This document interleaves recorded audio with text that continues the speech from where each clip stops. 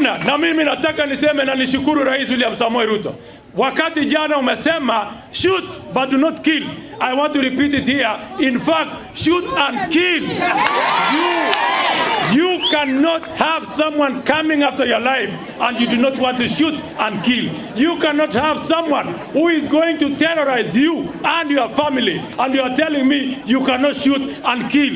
You cannot have someone who is coming after your businesses armed and with weapons and you want to tell me that you cannot use shoot and kill. The Constitution, the Police Act has given the police the powers to use their arms where they have evaluated the risk of their lives is in danger. And I want to say, these people have been terrorizing people.